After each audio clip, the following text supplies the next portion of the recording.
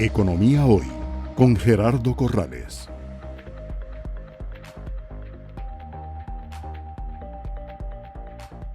Muy bien. Importante lo que decías, que si bien es cierto y el Banco Central lo muestra de manera interesante comparando los niveles de actividad económica actuales con los niveles prepandemia, febrero del año 20. Y se observa, sí, una recuperación de la economía, pero esa recuperación, como decía don Rodrigo, no es uniforme. Hay sectores muy recuperados, el más recuperado, la industria de ciencias de la vida, casi un 47% arriba del nivel de actividad económica que tenía prepandemia, pero hay otros sectores, el más notorio, el turismo, que si acaso llega a un 60-66% de la actividad prepandemia. El número de turistas que tuvimos prepandemia fue 3 millones. Ahora tenemos un número que ha subido, pero que no supera el 1.200.000 turistas en el país. El transporte, el comercio, hay otras actividades. Y entonces llama la atención que desde el punto de vista regulatorio se estén tomando medidas uniformes para todos, en el sentido de que se acabó la flexibilidad regulatoria y que en adelante los bancos, estrictamente a partir de enero, van a tener que medir la capacidad de pago de sus deudores hoy. Eso tiene muy preocupados algunos sectores diciendo, ¿cómo me vas a medir la capacidad de pago si mis ingresos están por debajo de un 30 o un 35%? Me van a reclasificar. Siendo que el Banco Central tiene como objetivo la estabilidad en el sistema financiero, ¿les preocupa ese tema o cuál es la opinión que ustedes tienen? Bueno, vamos a ver, en efecto la recuperación económica ha sido desigual en diferentes industrias, algunas están muy por encima de los niveles prepandemia, bien lo mencionabas, el caso de la manufactura, sobre todo la de dispositivos médicos desde zona franca, que ha tenido realmente un periodo de auge. Em, Servicios empresariales también, servicios de apoyo empresarial han tenido un muy buen desempeño, información, telecomunicaciones, todos con niveles muy significativamente por encima de los prepandemia. Mientras que por otro lado hay algunas industrias más rezagadas y claramente la industria del turismo, hoteles y restaurantes en particular. El comercio, perdón, el transporte interno de turistas, por supuesto, también se ha afectado como consecuencia digamos, de la recuperación apenas parcial de los niveles de actividad en el sector turismo. Eh, pero las normas de naturaleza prudencial no se hacen para sectores, se hacen para todos los deudores. Quienes tienen que adecuar esas normas generales a los diferentes sectores son los bancos, son los acreedores, son los intermediarios financieros.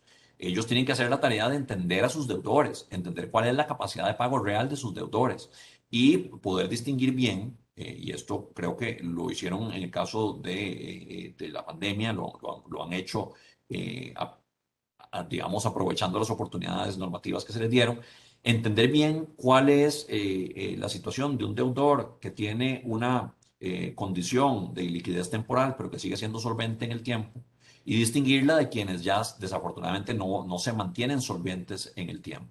Porque para quienes están sufriendo una crisis de liquidez, es decir, que no pueden pagar hoy, pero digamos las perspectivas sugieren que con la recuperación económica van a salir adelante mañana, tiene mucho sentido hacer arreglos de pago. La normativa prudencial se flexibilizó al inicio de la pandemia y se empezó a normalizar a finales del año pasado, con la idea de que ya a partir del 2022 empezara a normalizarse esa normativa prudencial, en alguna medida, no 100%.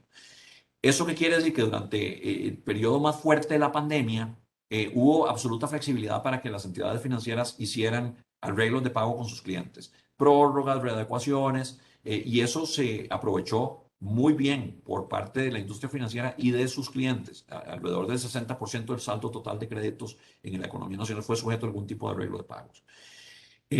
A hoy eso ya empieza a normalizarse. Se hizo borrón y cuenta nueva a partir de enero del 2022. Los bancos pueden seguir haciendo como hacían en el pasado una readecuación en un plazo de 24 meses sin que se castigue ni el historial de crédito del deudor ni la clarificación de ese crédito en particular y consecuentemente no se castigue, digamos, al banco con la obligación de hacer provisiones adicionales o estimaciones adicionales. Pero ciertamente esa ventana todavía está ahí para que le hagan arreglo de pago a los deudores que lo necesitan. Y uno pensaría que los deudores que más lo necesitan son justamente, como decía, los deudores en los sectores más fuertemente afectados, como el sector turismo. Entonces la ventana sigue estando ahí, para que hagan al menos una readecuación más sin ninguna consecuencia. Y si fuera necesario que hagan otras. Y ahí sí, bueno, haciendo las estimaciones que sean necesarias por razones de prudencia, por razones de cuidado, de que no vayan a tener después un impacto sobre la suficiencia patrimonial esas entidades financieras. Esos espacios están ahí. Además, siguen estando algunos espacios importantes en la normativa prudencial para permitirle a los bancos no tener que reflejar las pérdidas que eventualmente se darían como consecuencia de reflejar la condición de pago de algunos de los deudores ya actualizada a hoy. Lo que no podríamos hacer, Gerardo, no lo está haciendo Costa Rica y no lo está haciendo el resto del mundo por un tema de responsabilidad, es seguir pretendiendo que la capacidad de pago de los deudores se analice con base en lo que ocurrió antes de la pandemia. Ya es hora de actualizar esos análisis de capacidad de pago y tomar las medidas que correspondan. Esas medidas pueden ser arreglos de pago, esas medidas pueden ser otras para darles flexibilidad a los clientes, pero hay que actualizar la capacidad de pago. Ahora bien, en el análisis actual de la capacidad de pago de un deudor, no debería tomarse en cuenta solo la capacidad de pago a hoy. Como decíamos, ese análisis de capacidad de pago debería ser prospectiva, debería ser hecha con base en si la situación del cliente va a ser mucho mejor a 2 o 3 años plazo. En la industria del turismo, por ejemplo, se prevé una recuperación importante en los próximos años. De manera que es muy posible que muchos deudores del sector turismo en este momento tengan una situación de liquidez temporal, pero de solvencia. Para ellos, ojalá que los bancos puedan dar todas las condiciones, las mejoras en las condiciones financieras que puedan acordar con sus clientes en esa ventana que se les está dando, que la normativa prudencial todavía permite.